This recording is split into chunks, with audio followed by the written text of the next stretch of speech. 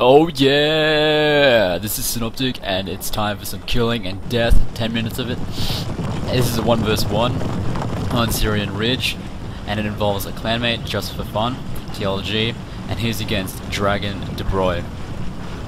So Just4Fun is playing as Prussia and De Broglie is playing as France. And this is mostly in response to some people asking about foot artillery and shrapnel shot, how to use it properly. Most of my videos involving artillery has been using Howitzers, mostly because of the hills on the maps that I play in. So shrapnel shot, just looking at their trajectory, just goes straight forward, hills negate that pretty much altogether. So Dragon and De Broglie is going to be the one using the shrapnel shot here, and he uses it quite interestingly. As you can see with this army, the main force is 6 rifles and held in the back with 2 line. The flanking force involves 4 line, 1 being a Swiss Guard. Very, very strong units. And both armies, Just4Fun is also using a flanking force. It's almost impossible not to in these kinds of maps due to the bottlenecks, and that forces a completely new way of playing and keeps this game interesting. And if you don't like interesting games, you can always play Grassy Flatlands. Anyway, Just4Fun has far less in terms of rifle power. He's got 3 light and 1 rifle, so he just flat out loses there. Although in a map like this, it doesn't really matter as long as you take the hill. So I've done a fair few videos on Syrian Ridge, 1 on the right side, 2 videos involving both deployment attacks, 1 in the middle, and this fight will take place in the left. So there's a lot of variation in maps like this, calls for very different battle outcomes and strategies. So right now Just4Fun is bringing his cab to the left just to secure the area, which is a very big playing point with cavalry, just to take an area before you take with the rest of your army. And this is when De Broglie starts using his artillery for more offensive purposes. Generally people use foot artillery in a defensive fashion, or more descriptively an exploitive way, where you exploit the artillery to fire much further than it should. I'm not going to tell you how to do that exactly. I'm sure you can just Google it if you wanted to, but if you're that kind of person, I hope the keyboard electrocutes you on the way. The Swiss Guard are being targeted by Just4Fun's quicklime, and as you can see, even with a melted face, they can still live. He's only got 1 of these howitzers, by the way. So this is relatively artillery light, this battle. De Broglie has 2 horse guards, who are actually quite good in melee since they're guard units simply firing artillery and riding the horses. Now with your foot artillery, they're generally best with the horse if you want to use them offensively. But defensively, since they move so slow without the horse, they're going to be stuck generally behind your lines.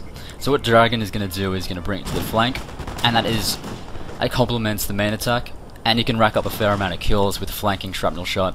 It's the same follow through effect as quicklime, except it goes much further. And it's not as accurate, but if one of those hits, you can rack up maybe 50 kills, and not only that, it flies much further than quicklime. So you can not only hit 1, but the following unit after it. So you can see he's taking the flank. He's got all 4 of his cavalry there, accompanying the artillery. And both players showed some pretty good micro. I've known Just4Fun to be strong on micro and more particularly aggression. We'll see that very soon enough. So this is the flanking force of Dragon. You can see his deployment's quite far out. There's a severe weakness here. So he's gone on the offensive, but you can see in the background Just4Fun is already adapting to this. And this has already have a swing of initiative. So he's gone from offense and now is on the defense. Just4Fun's already moving his cavalry for the strike, and you can see that the targeting of that artillery, he's targeting the cavalry where it would have been better off targeting the infantry. So this has much to do with timing. Just4Fun also brought a long rifle to accompany his cavalry attack, and Just4Fun's cavalry are far superior, and he's doing flanking charges. So those are gunners, horse gunners. And you can see he's also sending his guard artillery to the melee, which is quite a good idea really, considering how dangerous this attack has become now. So the flanking charge has negated all the fire. Dragon has been quite fast in pulling out the remaining 2 gun horses to fire on his units. However, these guys don't really care what they're shooting at. As you saw with Light Dragoons in pretty much any YouTube video, they do not care, they'll just fire into them and more often than not kill just as many of your guys as theirs. And from that angle he was killing his own units, so they've already routed at this end of the artillery piece and 2 cav.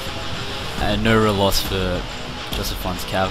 Not only this, but he's gained land on the left side to accompany his push on the left. He actually did this push at the same time as the cavalry charge. So that's the example of micro, where you can simply overwhelm your opponent with multiple attacks.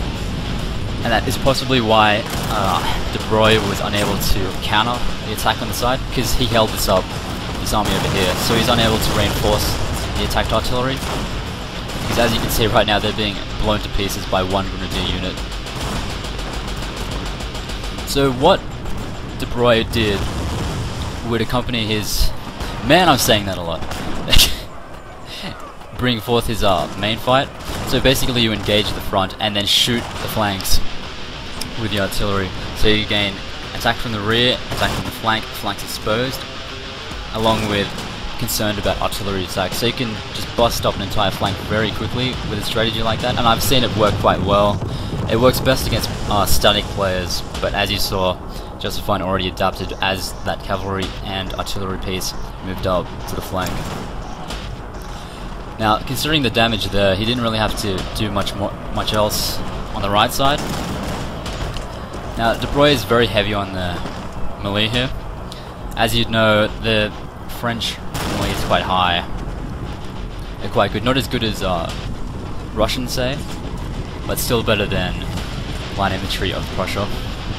However, due to the map, if you just took the high ground, you'd probably negate any melee advantage the French have. As you can see, the Howitzer is still going at it quite freely too, as De Broglie's cavalry is mostly out of it, so he doesn't really have to protect it at all, just for fun. So there were frontal attacks caused by the loss of the left, and a hastened approach from De Broglie to try and gain the upper hand in the rest of the area. I like this shot over here. That guy's just watching his friend. High five! Whoa. So we saw Grenadier attacks, and in the far right background you can see De Broglie is adapting to the Light Dragoons of Just4Fun. So you can use light cavalry in general just to distract your opponent in some areas of the map. De Broglie is going to have to be forced to keep turning around his camera and keep an eye on those Dragoons. And not too far from now, Just4Fun will unite his cavalry into the right side. And this is an example of an uphill charge. It's going to be quite futile. There's only a couple more points in terms of stats the French have over Prussian, but the hill will just stop everything. This is the remnants area of the left from the beginning. Now, because Just4Fun pushed out the remaining cavalry of De Broglie, he was able to send all that cavalry into the occupied force and just finish them up quite fast. He sent them also straight into the rifles guarding that area. He had rifles generally behind his line infantry, as you can see here again. And this is an example of selective firing. Just4Fun has been doing this straight from the start. This is flanking quicklime fire, very damaging. And you can see them constantly reallocating. The AI does that whenever they get too depleted. And if you do it too much, then they won't be firing at all. Morale is also a big factor in terms of firing. If you trigger all those things, like I said before, flanks exposed, their reloading stops. It slows down considerably. Not only that, but they'll be easier to rout. So yeah, that was one approach you can take with offensive artillery. One that I use, I might do a video in the short future, with canister rush. That's one thing you can do with it. You just run your horse artillery to alongside your line infantry and go straight to canister. It's very damaging if successful. And not only that, but you might not know this, but horse artillery can be used as a meat shield. When they're limbered, they have a global HP. The individual men don't die when they're on their horses. So you might find that entire cannons just die. So you can use them to soak up a lot of fire. But one thing they can't take is melee, so you have to watch for that. So that's not me at the top there, that's just for fun. And what we saw there was a very, very aggressive left push with multiple attacks to gain the initiative and take it straight from the initial attacker.